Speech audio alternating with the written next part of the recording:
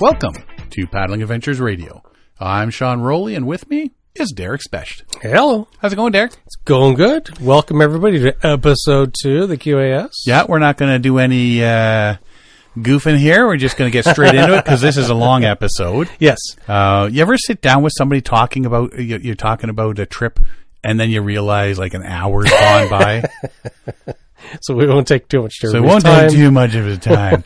So Kayak USA, Q-A-J-A-Q, Kayak USA, Tim Gallaway. Okay. I've been friends with Tim since the first time I went down there and met him. He's into the Greenland paddling and Greenland kayaks and the whole meal deal. He loves kayaking. Well, he was there doing a presentation at the Quiet Adventures Symposium, first thing in the morning, solo kayaking the Maine Island Trail. So I'm thinking, what's the Maine Island Trail? That sounds interesting. It's got to be in Maine. So when he was done his chat, Yeah. I quickly ran over to the booth and said, "Hey, you got time to chat?" You ran? I had to run. It's not like I could walk anywhere. Yeah, it wasn't I didn't say it was a pretty run. Look at that guy go! So graceful. Graceful as a dead penguin. And twice as fast. Anyway.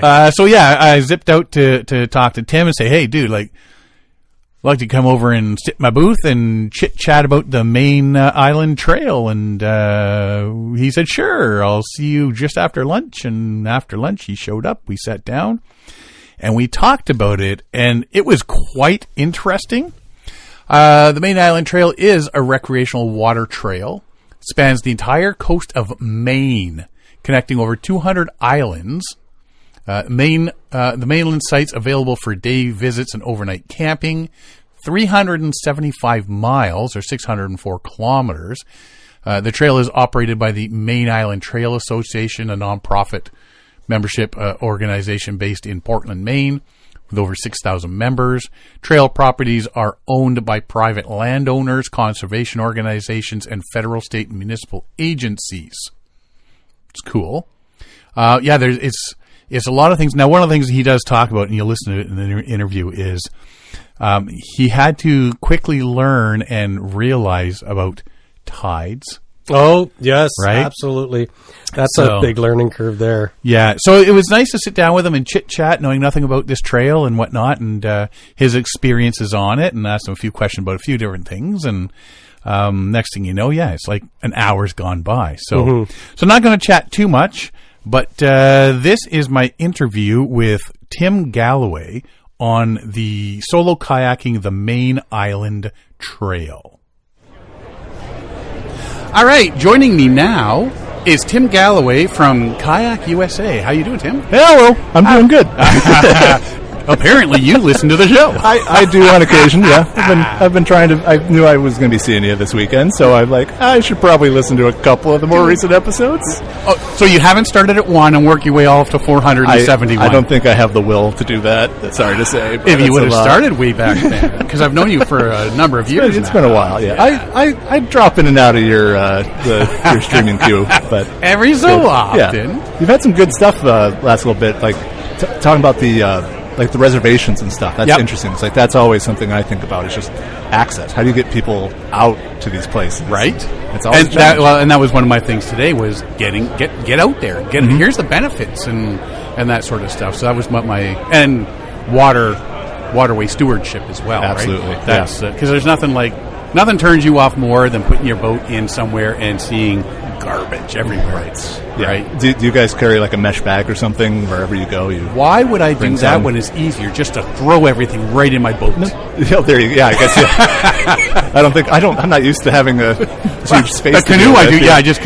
But yeah, and then spare tires and body parts. Body parts. Yeah. No, I'm not allowed to bring body parts home anymore. Not after the last time. Yeah. You know, leave them there or bury them somewhere. Leave them for the animals. Whatever. Don't bring home. Look at that corpse. Honey, it followed me home. Can I keep it? Well, we got off track real quick. Oh, anyway. squirrel! You did a thing, solo kayaking the Maine Island Trail. Yeah. So I'm just going to sit here, and I'm going to sip on my Powerade that I've been nursing for the last so many hours, and I'm going to listen to you yabber on like we yabber on. Here we go. Okay. All right, tell us about solo kayaking the Maine Island Trail. So last summer of 2024, I paddled from Portland, Maine, up to Machias, Maine. Okay. So it's about it was on my presentation this morning. I can't remember it now. About 335 miles or so. I was 20 days on the trail. That was 15 paddling days and 5 0 days. And it all started back a number of years ago. I was working in Maine for about 6 weeks, so I had a couple weekends I could go out and play. And I met up with some paddlers and got out and looked at this place and went, wow, this is gorgeous. Like islands and tidal streams and birds and porpoises and seals. Like it's a perfect paddling environment. Especially with the animals too, right? Yeah, like I'm a Great Lakes paddler, so seeing megafauna in the water is totally new and different. And so I've had this in the back of my head for a couple of years that I want to do an ocean trip and wanted to go to Maine. I mean, it's a beautiful place. So last summer I committed to it, went out and launched on a Sunday and headed out along the coast. And the shoreline is so dynamic there. There's all these bays and islands and river mouths and a 12 to 14 foot tide. So a lot of water flowing in and out, up and down, left and right, everywhere. So there's very few times that I wasn't noticing some sort of tidal current.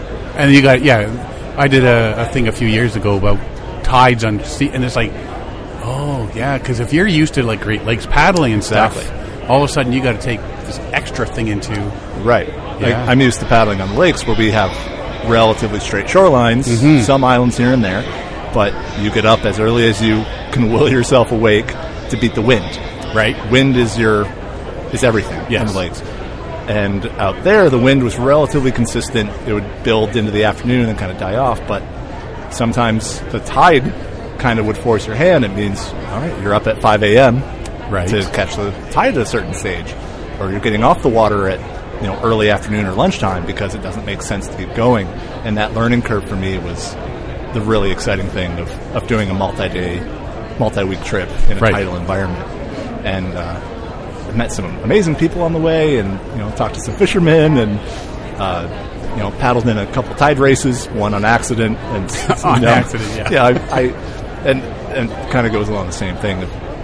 I'm still not used to paddling tides. Right. Even after being out there a few weeks, I am still a total novice in learning it. I can do okay, but that experience has now rewired how I'm thinking about trips, and it makes me want more. I want to get out and do more.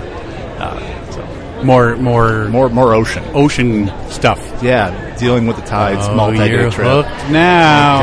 They got their salty little hooks into me, and now I can't escape it. I know.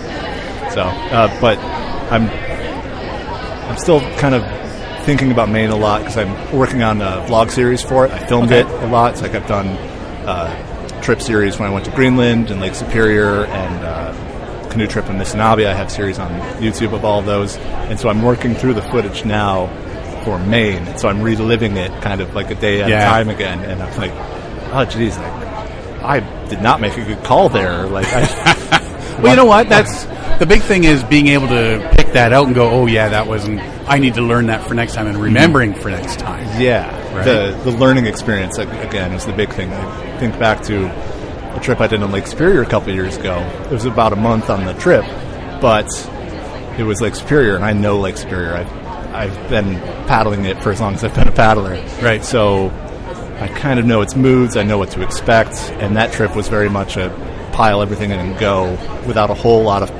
specific planning. Yeah. Can't do that in Maine. No. Everything has to be thought through of what time's the tide going to be high or low, what's the shape of your route, are you going around a headland, are you going up a river, because all these things will either push you along or stop you dead in your tracks. and I love it. And you solo kayak this. Yeah. Now, the one thing we always think about, and we don't really think about it too much, but I think you'd have to think about it more, is on that trip, water. Absolutely. Yeah, water Right? was a challenge. So you got to carry that. Yeah, I think I tallied it up at one point. I think I had like 17 or 18, or the capacity to haul 17 or 18 liters of water. That's a lot. But if you think about it, that's 4 liters a day, 3 liters a day, so a gallon. So I could be out there for 4 days. Well, because you're using it for cooking and drinking, and you want to do some washing or a bit of hygiene every night to get the salt off you before you Yeah. put dry clothes on. And the tough thing about Maine is there's very little fresh surface water on the coast. Right. Almost none. Because all these rivers that flow in and out, they're huge, high-volume rivers, but they're all tidal. Yes. So you'd have to go so far inland, and often like up and over a rapid or something to get into actual fresh water. Not worth the time. Right, and Maine is not a wilderness trip. There's a lot of towns along the way, and harbors and marinas all over. So getting water wasn't too bad. Okay. But I did have one time where I think it was day 3 of being kind of out, and I'd refilled, and I was going across Muscongas Bay, and it was hot. The first week of the trip was super hot and windy, and so I had salt crusting on me because I was getting sprayed, and it was gross. And I got to this island, and I was going to camp there because it said there in the guidebook I had that there was a lodge, a private lodge, but you could camp on the side of the property, and it said water available. Cool. So I got into shore, hauled the kayak up the last little bit of tidal beach, got it up on the bank. All right, I'm going to go fill up my water bags first thing before I do anything else. Walked over the, quarter mile or so to the lodge, opened the spigot. Nothing. Oh no! And then I'm like, all right, don't panic. Walked around to the other side, opened that spigot, nothing there.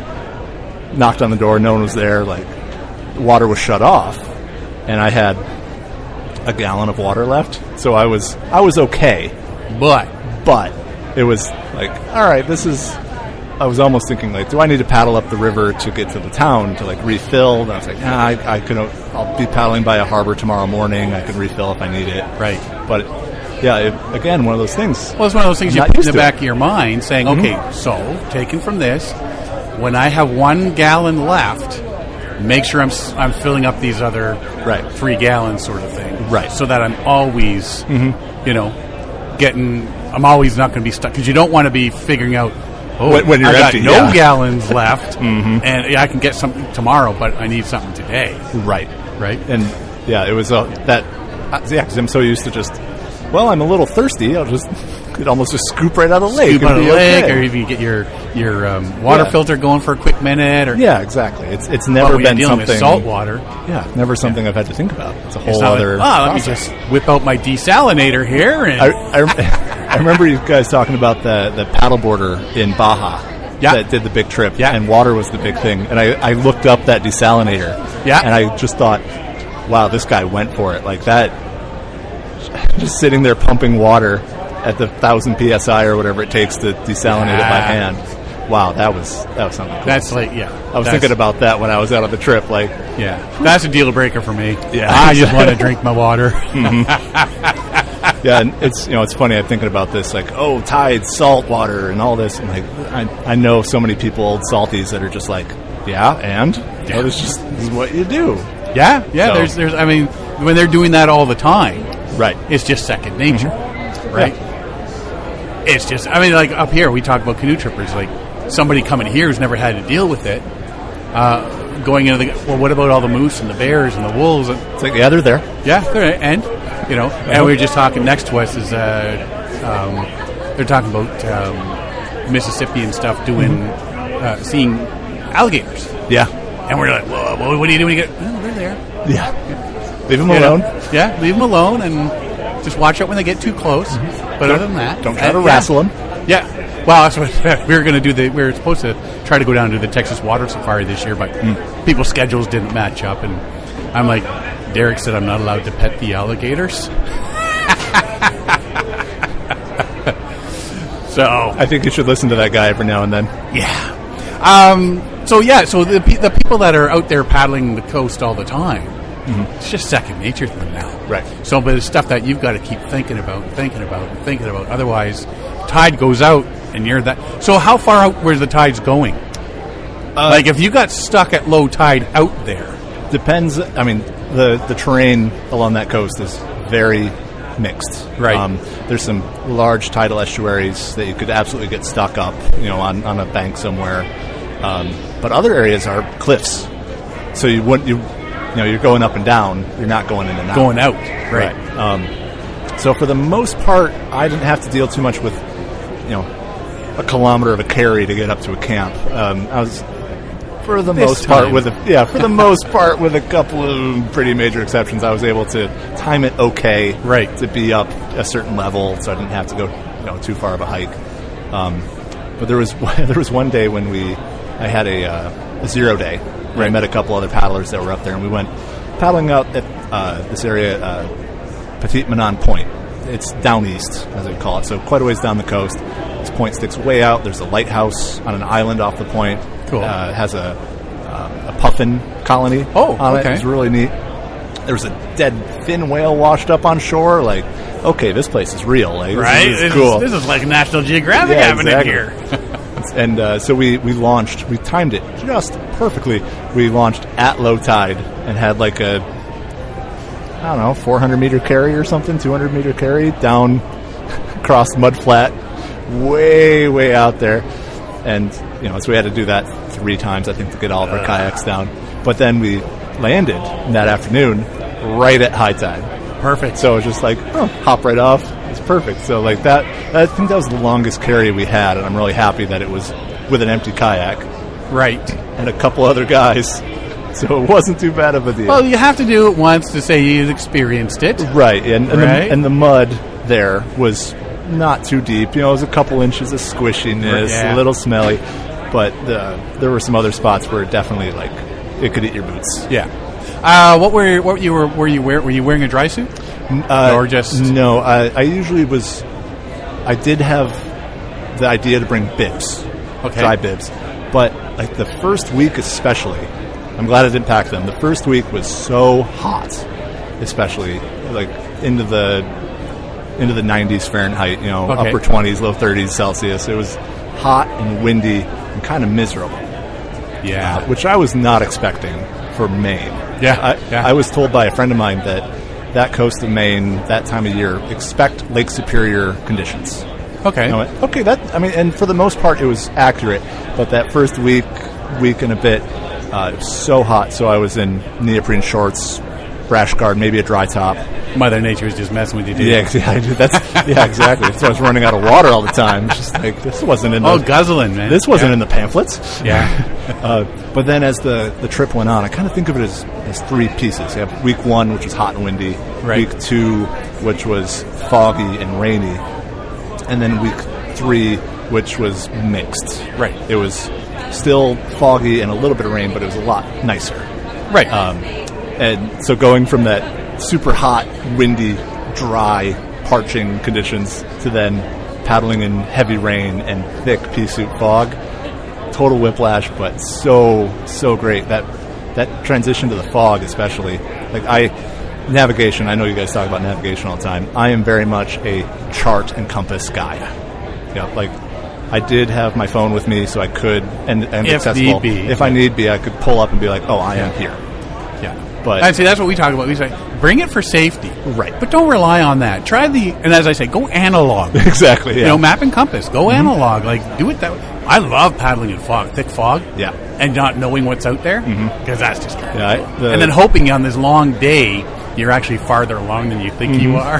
Yeah. It's like I had on the one day of a really good fog, and it was, I'm going to say my favorite day of the trip, I had a bunch of crossings back to back to back to back from island to small island to small island, like 2 miles at most, usually about a mile. So 20 minutes to 40 minutes of paddling, and the rain had blown through, so the sea state had laid down. Perfect. It was cloudy and drizzly, and fog rolling in and out, and it was so beautiful going through these islands and the mist kind of ripping through the tops of the pine trees. Just gorgeous. But there were some times where well, I think there's an island ahead of me, and I think there's an island ahead of me because I can hear it, or the sea state changed or something. And I'm like, all right, I'm going to keep paddling on my course because it should be there. And then, yep, there it is. You see a little smudge. You're like, all right, that's a boulder. All right, going to go away from that. Like, look for trees. There's a little bit of darkness over there. It's got to be something. Exactly. Right. And the weird thing with that sort of navigation in Maine, especially, is there's boat traffic out there. Well, that's what I was going to ask about that. Yeah, lobster boats. Yes. Everywhere. Like, there was rarely a time I was out of the earshot of a rumbling lobster boat, which is very charming and interesting. But you also have to pay some attention to them and where they're going because they're working. You need that situational awareness thing going on full time. And I learned from someone out there is they have, on the bow of the boat, they have their buoy colors. Okay. Because every lobster boat has a pattern for their buoys, and a lot of them will have that buoy up on their bow or up on their pilot house. Right. So you can see, like, all right, they are following this line, and they lay them in line. So, like, all right, that's the red and the white and the red and the green. Okay, I know that pattern. That's going that way. So you stay out of their way. Right. But on a couple of these crossings I did where you're paddling for half an hour with no landmarks just on that compass line, and then you just hear... You're like, oh, where are they? You're looking around, like, I think they're to the right of me a couple hundred meters. And then you're like, oh, they revved up. Okay, they're over there. They're going away. They're going away. It's like, so, along those lines, like lobster buoys. I don't think I was ever out of sight of a lobster buoy. Wow. The whole trip. I know we went down to Maine. I mean, one of our stops was this really fancy seafood place. Yeah, and we got that lobster going. Oh, so good. So yeah. I mean, if you're there, you got it. Mm-hmm.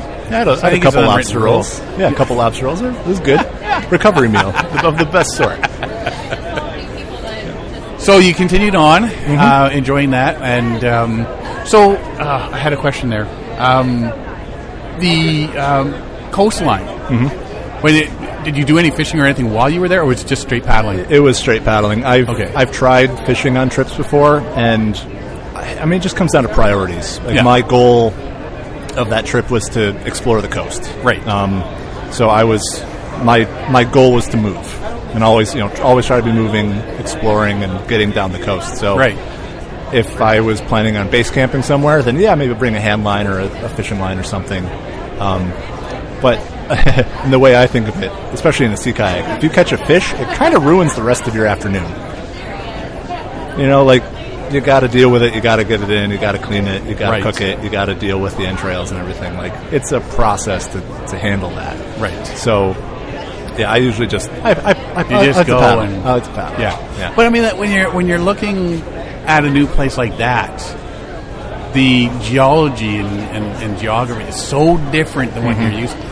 You have to be sitting there just enjoying that. And especially when you're saying like the cliffs and the bays, as opposed to like tiny little bays. You're looking at these big bays and all the archipelago island spots. And I'm definitely a coastal paddler. I like to get in close when it's safe to do so. Right. I like to see things. Like I know some people that they did a similar sort of route, but they stayed way offshore and headland to headland style. And great. I'm glad you enjoyed it. But I like to be in close. I like to see stuff, especially there where so much is new and different. Well, you don't know what kind of nature you're going to see right along the shoreline too. Right, and I saw seals quite often. I saw porpoises. The scariest moments on the trip. I mean, there were some times in some conditions that were like, all right, I don't want to be here. But the ones for pure shock factor were, I don't know if it's the right word, but a fish blow. Okay. So some big predator or a predatory fish or something underwater is pushing a shoal of smaller fish up to the surface, and they kind of hit a critical mass, and then they all just explode out of the water in this chaotic. It's like if you put water in a snare drum. It's like the circle that a whale does, blowing the bubbles. Yeah, it looks like that. The fish are just hopping out. Next thing you know, you're being eaten by a whale. I had that thought. And so there'd be a couple times where I'd just be cruising along, having, look, there's an eagle over there. Oh, it's so calm and beautiful. And then just commotion and splashing all to the side, a boat length away. Ah! Oh, it's just fish. Yeah. Son of a gun, that scared the crap out of me. All right, and keep going. They're all down there talking to Buddy. Did you just see the look on his face? The punk fish, jeez. Yeah, it was. But again, it's another one of those things that we don't really have that sort of thing in the Great Lakes. I did on the St. Mary's River once up by Sault Ste. Marie. I did have a sturgeon breach right in front of me. Right. It was like a 4 foot long river breach, and just whoop, right out of the water, splashed. Yeah. Well, okay, I didn't know the sturgeon did that, but that was cool. Yeah. So did you actually see, did any of the bigger guys, any whales, porpoise, and that come next to you? Like, how close did the seals and that get to you? The seals... I think they're going to be a bit more seals curious. Were pretty wary, actually. Oh, yeah? I did go by a couple colonies of seals here and there, especially the further down east you go, the more remote, isolated islands, especially in an area, the Sally Islands, between Frenchman Bay and Petite Manon Point. Really pretty little archipelago, and in the easternmost islands of that, there were some seals some islands that had 30, 40 seals on them. Wow. And some pups or yearling pups that were smaller, and so they were cool. I tried to leave no trace, paddle a ways away and observe, but even 100 meters out, they were watching me. They were diving in the water. They did not like me being there. Right. Predator. And the funniest though with a seal is in the morning I left Portland, I was paddling between a couple islands, and there was a tidal stream pulling a lobster buoy, and I was going by it, and I thought there was like a log or something stuck on this lobster buoy. It had this big brown thing on it, and I paddled up closer, and then I realized, oh, that's a seal, and it has its front flipper wrapped around the line, just holding on. He's probably having a snooze. Yeah, I think he was like examining the bottom or looking for fish or something. He's just sitting there, and just eventually, I was a boat length away. It looked up and kind of looked over its shoulder and had a delayed moment of realization and went, ah! And dove. I don't know if it's me remembering it this way or what, but I swear its eyebrows went up. It was shocked. It might have cursed a little bit in seal language and then dove immediately. But it was so funny because it was definitely a oh crap moment before it got away. See, we're not the only ones that have that. Right? Yes, that seal was the most. Every member of the animal kingdom has an oh crap moment. I saw that seal have one. And again, he's with his buddies talking. Yep. Oh my God, you won't believe. He got so close, didn't hear him or anything. Sneaky. Don't turn your back on him. So you, except for the one time, you did total solo. Yeah, I had a couple of my 0 days. So I was staying with some friends that I met along the way. Right. For a day on shore, resupply sort of thing. But we still went paddling. As one does. Yeah, so we did a day trip. What town was that? South of Rockport, out to this chain of islands. It was really cool. Okay. And then the second one was, Petite Manon Point, where the dead whale was in the puffin colony. So, yeah. But otherwise, all the days actually moving on the trip were all solo. Okay. Okay. Yeah. And seeing the dead whale there, that's got to be... It was neat. Okay. Did you go up to it? Oh yeah. Did you touch it? No. It smelled so bad. And? I'm sure you would touch it. Now you're going to be thinking that, I should have poked it. I mean, I was close enough to it. But so that whale had washed in on that point in a winter storm. Okay. 6 months or something before. Ooh. And then it had been further out on the point for a month or two or something. And then a storm came and it washed it back out. And so apparently all the locals were on a lookout for this whale that was likely floating around in the bay somewhere. I mean, because the thing was 40 feet long. So for a dead whale, it made a lot of progress. Right.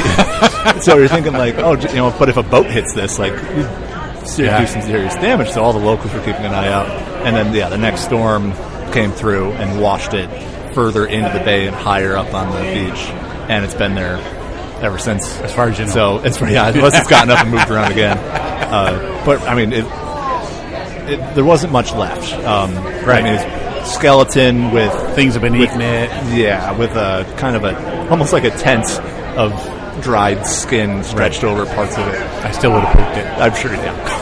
But just seeing the jawbones on the thing, it was huge. And that's the thing about that sort of whale is like their head is like a third of their length. Or something. Yeah, but it's still, cool to see nature taking its course too, right? Yeah, and you can tell the scavengers have been all over it and it's just been drying out. And you can, you think about the documentaries about whale fall, where the orcas would kill a gray whale or something, and its carcass falls, and all the life that comes to it. Strips it.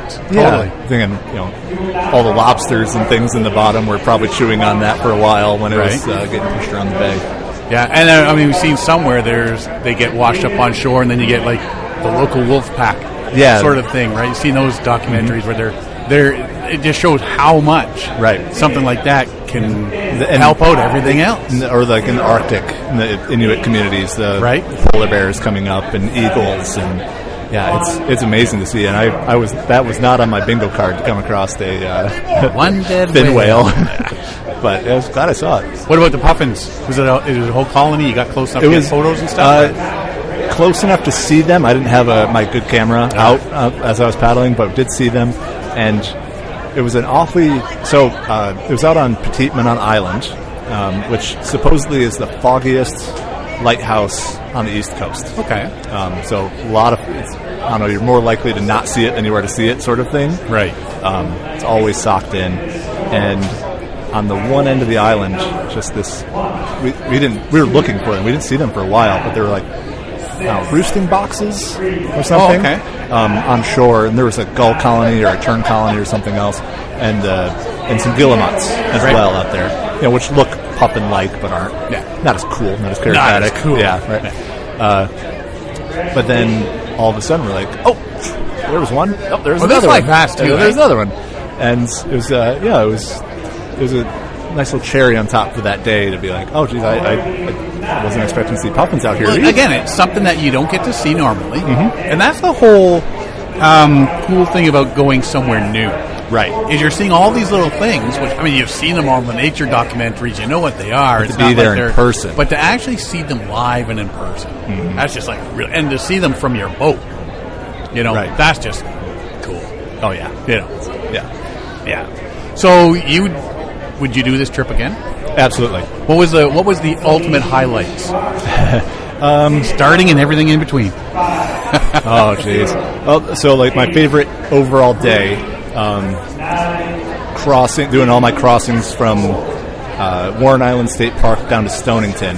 So in the fog, a lot of navigation. Like that was probably my favorite overall day. But I'd say in general, the further east I got, the better it got. Really? So a little bit more remote. There's still houses and harbors and stuff everywhere, but it just got quieter.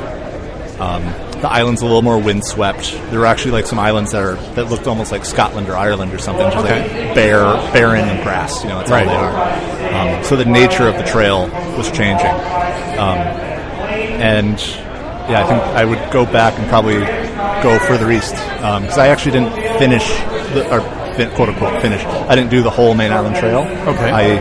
The trail officially ends in Lubec, which is right on the border with Canada. Right.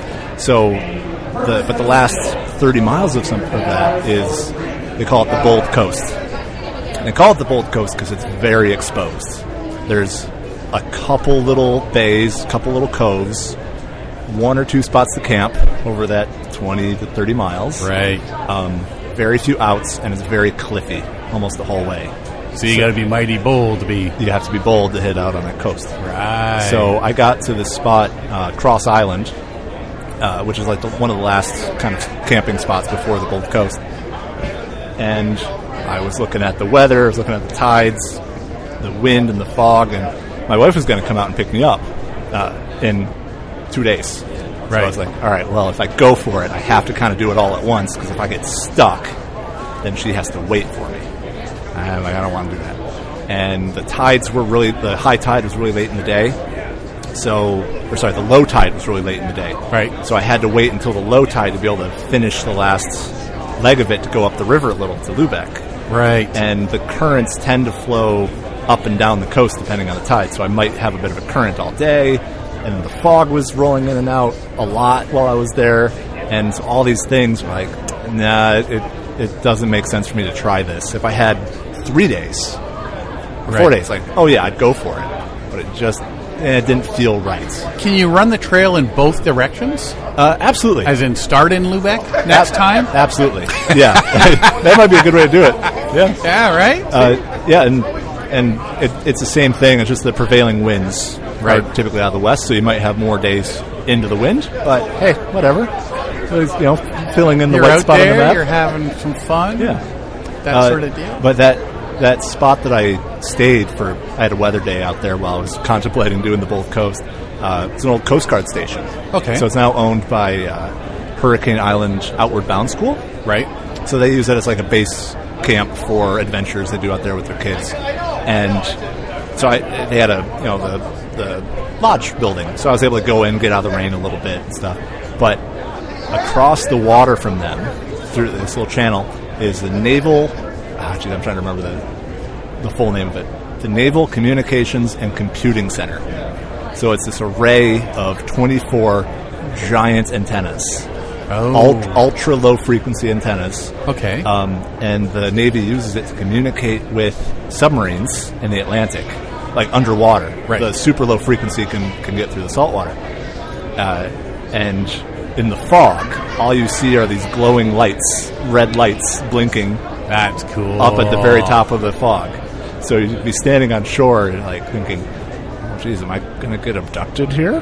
Like, are these aliens coming to get me? And then you're like, oh, wait. We got another one! Yeah, exactly. So it was a really atmospheric place just to hang out and seeing these lights and just knowing these antennas are here. It's like, oh, this is really cool. It's like kind of, again, out of my comfort zone. Like, I'm not used to seeing this. This is something different. And then when I finally did head out, I had a 4-hour paddle up this tidal river to Machias, and it was fog, but it was really glassy calm, and the sun was shining through it, and it's breaking up. It was a really pretty way. It's nice to finish like that. Yeah, it's nice to be paddling as the fog breaks up. Yeah, exactly. Something poetic about that in some way. Yeah. And as usual, I always like to point this out. Trips like this never end with a fanfare. Yep. At least, you come ashore and there's no one there. I pulled up at this little county park on the side of the river and unloaded my kayak and dried some stuff off as best I could and just hung out till my wife showed up. It's because you're at the wrong beach. The trumpets and everything were down. They were down the lake. The New Englanders would be like, whatever. Yeah. It's nothing new there, buddy. Yeah, exactly. Yeah. That's some of the best adventures it's your adventure. And I was really working to make this my adventure. Like I did a lot of things that were for me. Like I was trying to put my ego on hold as much as possible to like not push myself unless I wanted to, not feel obligated to do. Well, on trips like out of your comfort zone, you just say like you gotta think. The judgment is so important on that sort of trip. Especially solo. Yeah. One little thing can totally turn it. I was thinking about that too. It's like if I did this trip with someone, it would make it so different. Yeah. Just because all of a sudden maybe Bold Coast, let's go for it. Let's do it. Or there's this tide race between these islands. Like, hey, let's unload. Let's go play for a little bit. You make such different decisions alone versus with a group. Well, I was talking in my presentation today and talking about going out solo and stuff like that. And that's what what do you do for safety when you're out there? As in what? Yeah, safe from what? Safe from what? My own bad decisions? From my own bad decisions? Nothing different than I do every other day. Right. But you make sure you got your spot unit or something like that, or Zaleo or Garmin, whatever.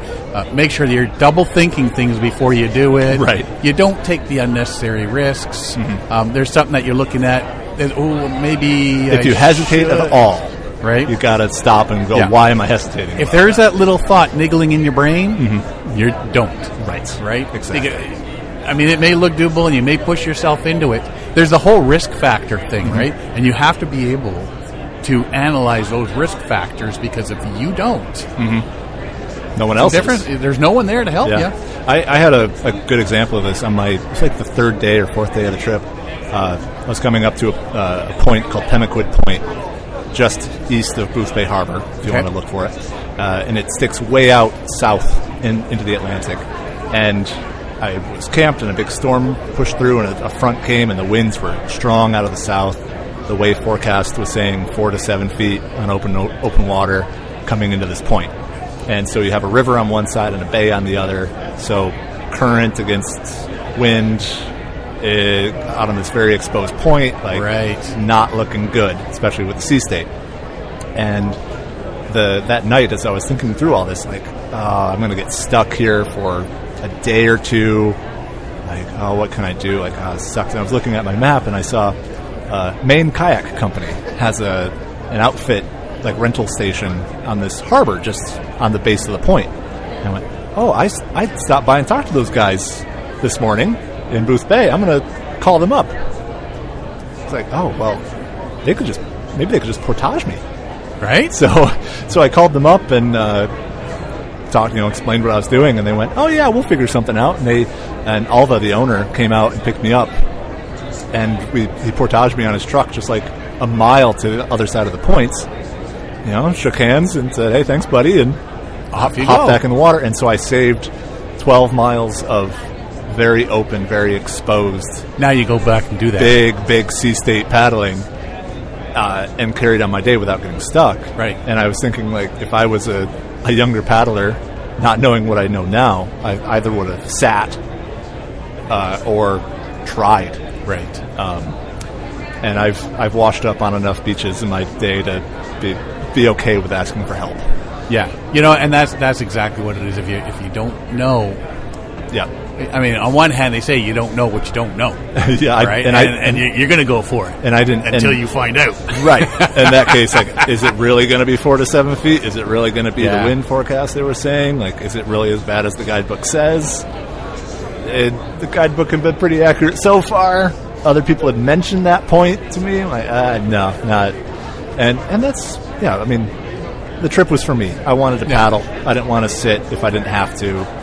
And if you've got enough 0 days built in, right, then if something happens, then instead of the 0 day, and I had 2 days from now, today's my 0 day, and I had no specific endpoint, right? So I could stop wherever I wanted, right? And that freedom to stop and wait was remarkable. It's not a wilderness trip where you have to get somewhere, right? But in my haste of packing, I did revert to the wilderness-style food packing, so I think I had 2 full weeks of food in my kayak at one point. I was very heavy. At least you didn't have to portage it. Yes. Yeah. Right? Unloaded that, threw it on the truck, off you go. Yeah. I mean, if you got, the thing from point A to point B and I have to make it that far, in a place like that, then if you only get from point A to point A and 3/4, and then there's nothing. And I've talked to somebody else about this. Is there's nothing saying you can't come back and do that last quarter at another time to finish that. Mm-hmm. Okay, so maybe you didn't do it all in one go, but it's better than being dead, right? Unless you go for that sort of thing. But in my opinion, it's better than being dead, right? You come back and you finish it another time. Yep. Or maybe somebody comes back with you later and said, "Oh, I got to go back and do the rest of this," like you did. Yeah. Right. Yeah, get new people into it, have fun. Yeah, make the trip whatever you want it to be. Right. Yeah. And I think there's been a bit of that going on lately as people are just like point A, point B, point A, point B, as fast as you can, or enjoy it. Yeah, I actually did an interview for the Kinnicopia stuff coming up next week, and that was a big thing we talked about is paddling, whatever paddling you do, sup, canoe, kayak, outrigger, whatever. You can make it your thing to go out and look at the birds and take photos or spearfish off of it or something. You can go expedition. You can whitewater. You can whitewater to class 6, or you can run the Sangpo River in Tibet, or you can float down your local river and not even notice. Yeah, that has shopping carts that make little rapids. Yeah, exactly. you can take it as far as you want. Yeah, and the more I paddle and meet people, I think that's what I'm trying to get myself to accept. Like, I'm doing this for me. Yeah. And you know, I've been doing a lot of that last couple of years. Is, you know what, I'm going out to have fun, to see what I'm paddling through. You know, I've been on enough trips where it's like, okay, we got to get from this lake to this lake by the end of the day. Right. And it's just like, now it's like, okay, I'm bringing that lake a little bit closer that we're staying on, because that gives us time to be lazy and maybe have some pancakes for breakfast. Yeah, you know, just relax sort of deal. And you're not just, I mean, we're still go. You know, like, okay, we'll have 4 paddle days, then a rest day, as opposed to paddle day, rest day sort of thing. Because you burn yourself out from your first big day. Right? So, but no, so you're just, you know, you're having smaller days, but you're taking the time to, okay, well, I'm going to take this roundabout way to get here instead of that straight way to make farther distance. Enjoy it, make it for yourself, see what's there, because a lot of these places as well, what are the actual chances of you getting back there? Unless it's pretty close to you. Right. What are the chances of you getting back there anytime soon? Yeah. To do it slower. Yeah, like Maine, I mean, that's another, it's a big commitment to get out there, just drive out there, or fly or take a train or whatever. So, yeah, you got to enjoy it as much as you can there and not slow have the down. regret of missing it. So when you're on the ocean there, calm days versus big wave days. You could have both in the same, often very close together. That's what I was thinking. Is it like mornings? I mean, sometimes we go on the lakes, and it's like, okay, you got to get up early and paddle before, because, oh, look, it's 2:00. The winds are starting. That wind pattern was pretty consistent. You'd have the sea breeze as the land warmed up. Right. Something I found that was, again, a little different from what I'm used to on the lakes. I feel like on the lakes, if you're paddling and you have a wind building, it will keep building until it stops building. Right. And then it diminishes. So, 3 or 4 in the afternoon, it could be blowing, and then it will fade off. Right. Out in Maine, the winds were more consistent. So it might be calm in the morning, but then it'll build to 10 knots, and it will stay there. Right. Or it'll hang out there for a while. Right. And then it will diminish, or then it will change. So that consistency was really great, because then it's not... You can plan around it. Yeah, it's not saying 10 knots, but on the Great Lakes, that means it's going to blow to 20 and then drop. It's going to... it's actually going to be that. Right. And the usual pattern of it was I'd get going, get up around a headland or something, and that's where the conditions would be big, and that's where the timing of the tide comes in really important. You want to be around those points at slack water, one way or the other, usually at low tide. Then you could ride the currents into a bay or into a river or whatever. And with that, you'd have these conditions where it could go from pretty decent swell, 3, 4 feet, 5 feet sometimes. Sometimes it was a big base swell. Okay. Yeah, 3 feet, 1 meter wave, and then you'd have a wind chop in another direction. So it could be a little chaotic in times. Right. But then you get around a point or an island, and that could disappear almost entirely. And it could be calm for a while. And then you get out of the lee of that island, and it could build back up. It's all or it back, get reflected. Or you could, you go further into a bay, and it calms down. Right. So that variety of going from some pretty fun, sporty, decent conditions to mill pond, right, in a few hours, and then back and forth potentially. I had one time where I guess I was getting a little cocky near the end of the trip, and I was going past. I was just past Jonesport, going east, and I was paddling up the channel west of Roke Island, as it's called. It's a really cool, horseshoe round-shaped island. And I was cruising along and went, I want to get over to Roke. A friend of mine said it's really, really cool. And I just went, yep, I'm going to go for it. Not thinking, there's wind out of the south. The tide's going out. Kind of messy in there. Hell, go. And just charged it. And then I got to the other side. It calmed down again. I'm like, that was stupid. Why'd I do that? I'm like, but I got here. Okay, that was... and that was one of those things, I didn't hesitate, because I'm like, this should be fine. I should have hesitated there. Right. But yeah, but that was another thing. I threw that in the memory bank. All right. For next time. I will now hesitate with this sort of condition. But that was one I absolutely should have known that. Oops. Yeah, exactly. One of the things that I'm always fascinated with, lighthouses. When you're Plenty cruising of them. down. Mm-hmm. Plenty of lighthouses. Any really cool ones? I think I think someone said this. One of them that Forrest Gump ran to is out on the coast is that of one Maine. of them? I think so. I think I paddled right by. I don't remember which one it was. I paddled right by that one. But yeah, there's a ton of them, and a lot of variety in the shape and size. Right. I feel like at least in parts of at least the Upper Great Lakes, there's a couple styles depending on the vintage. Yes. So like the Whitefish Point Lighthouse and the Manitou Island Light. Yeah. Manitou Island's right off the very tip of the Keweenaw Peninsula. Yeah. Those two lighthouses look almost identical. The same kind of scaffold structure on the tower, and to see other similar ones, they don't like. Yeah, I mean, you get either just the tall tower or The ones single with tower. the house is attached and all that. And, Yeah. Or are they round? Are they square? Yeah, and you can tell the vintage of them and Yeah. if they're manned or not now and stuff. But out there, like every one seems quite different. Right. And it was just a cool thing to see the variety in it. I think the Petite Manan Lighthouse that I talked about earlier, that was one of the cool ones just because it did have the bird colonies on it. Fog was rolling in and out. It was very spooky looking off on the horizon as we came up Was to the light it. going? It was going. I mean, it was daytime when we were paddling by, so you couldn't see it very much. And so the reason that lighthouse was there. So the lighthouse is on the island. It's about 2 miles from this point, and between the point and the lighthouse is a shoal that's what was it? Like 3 or 4 meters deep. Okay. At most, or varies in there. You can see it on this chart, this shallow bit between there. And all the guidebooks, all the charts have skulls and crossbones and stuff all around them, and the reason that lighthouse is there is as a warning to go around that shoal.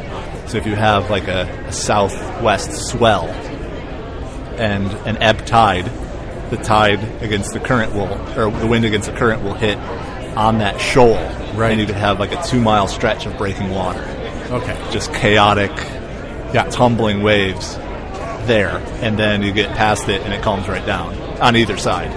And so we went out to that lighthouse and paddled the rock gardens around it, and then paddled back and kind of skirted that line, and you'd have this big even swell, and then you're like, oh, we're over the shoal now, right? And it would stack up a little more.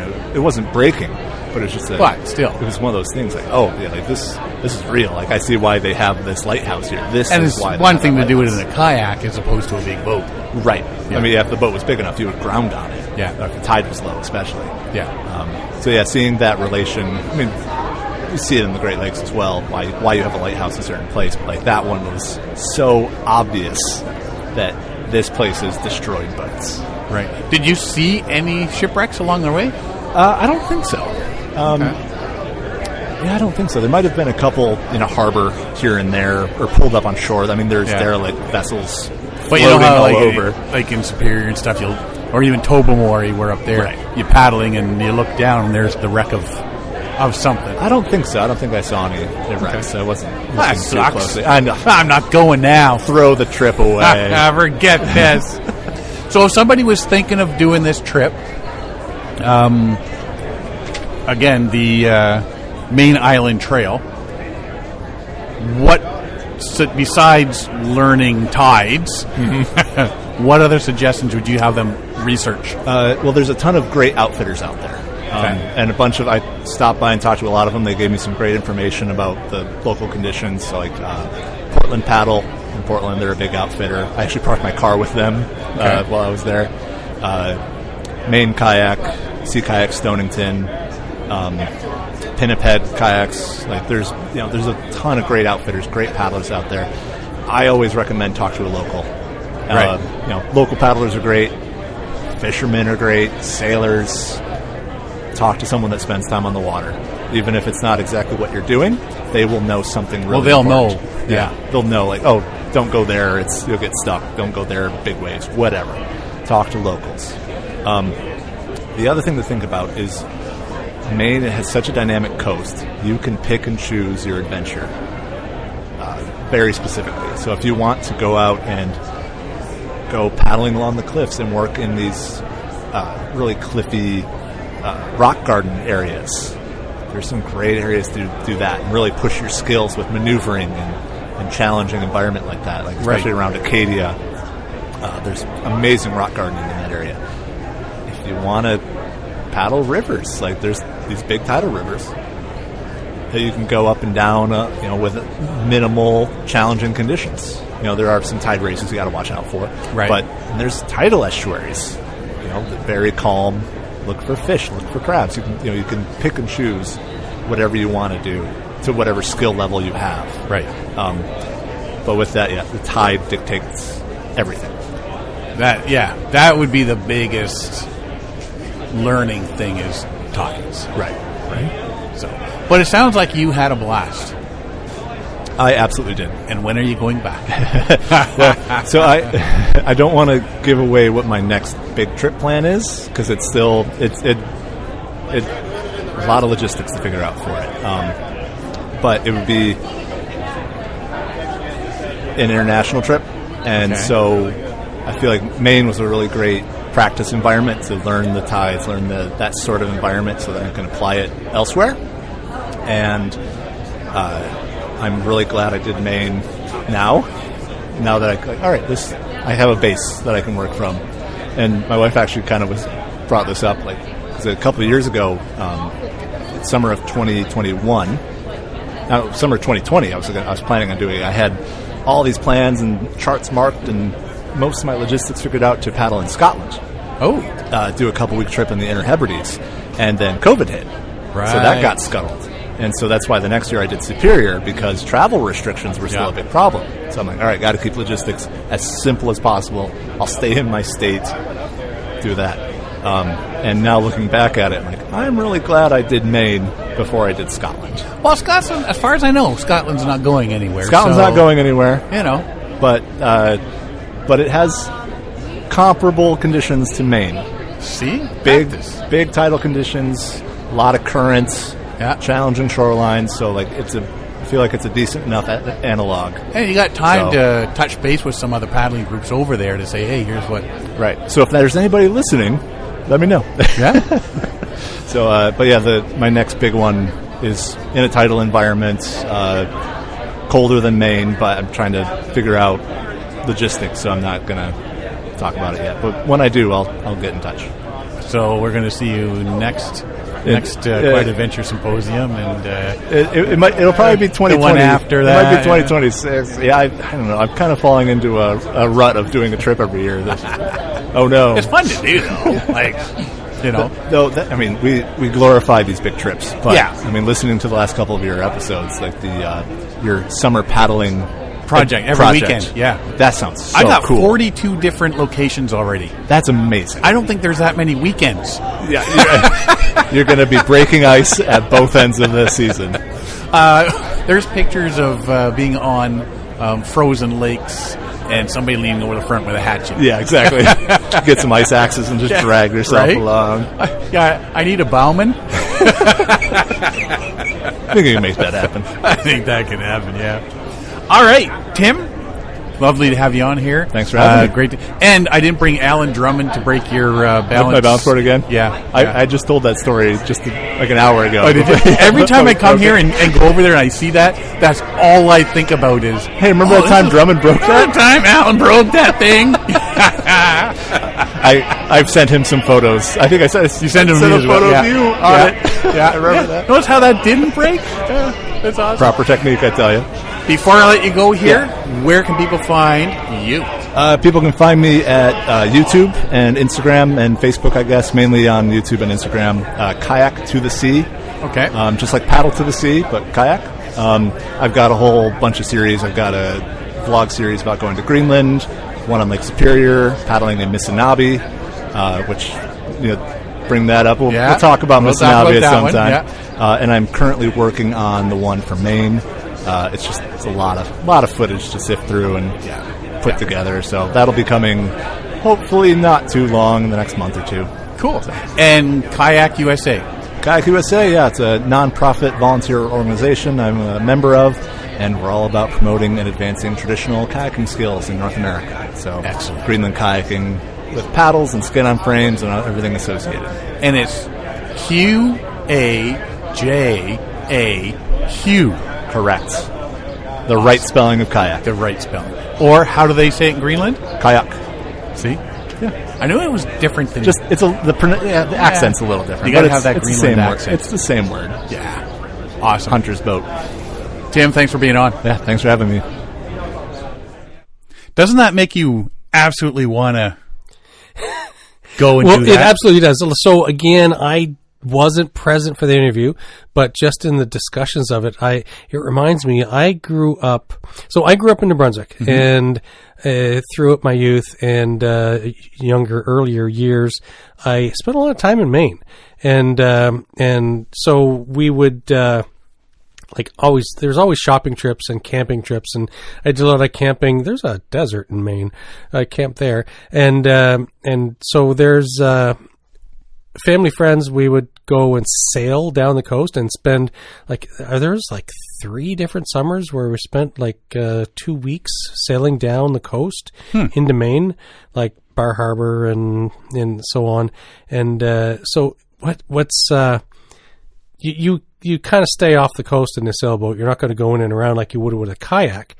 But I want to hear this interview because I always was fascinated. Like, you look at the coast of Maine, and it's a bunch of fingers of land, of rock that juts out into the ocean. And so it's like you're sailing by, and it's like, oh, look at that. You can see all these finger headlands that are pointing out at you, right? And so it's... which if you're in a kayak, you could zip in and out and follow. It would be fascinating. But in a sailboat, you're not.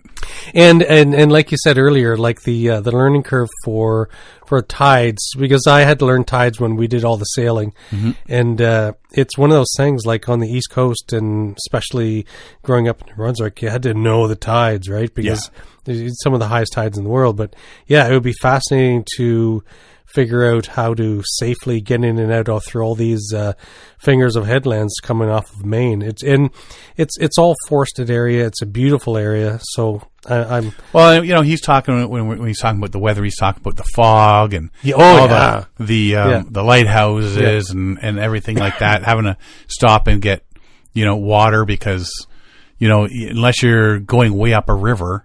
To the point where the salt water stops and the fresh water is, sort of deal. But you're not doing that, so you carry your water for so many days, and that's the problem, is getting the water. So it was. I really enjoyed sitting with Tim and hearing what he had to say on that. It really enlightened me on coastal traveling like that, and sounds fun. Yes, he seemed to have a blast. Yeah, so it's a beautiful area. Yeah. Alrighty.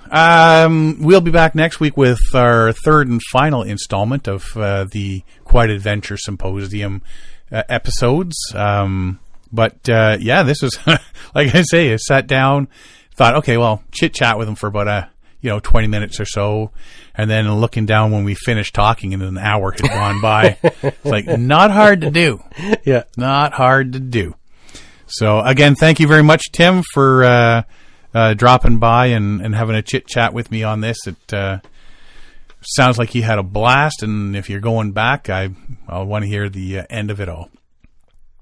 In the meantime, if you want to find out more about us, you can find us at paddlingadventuresradio.com. We're on Facebook, Instagram, and YouTube, or you can download or stream our episodes at iTunes, Apple Podcasts, Spotify, Podbean, iHeartRadio, Amazon Music, Player FM, and all your favorite podcast downloading sites. Or just go to the episode page at paddlingadventuresradio.com, and you can stream or download all our episodes there. If you enjoy the podcast, please share it with friends, family, and fellow paddlers. I want to thank everybody for listening this week. I'm Sean Rowley. And I'm Derek Spest. We'll see you next time.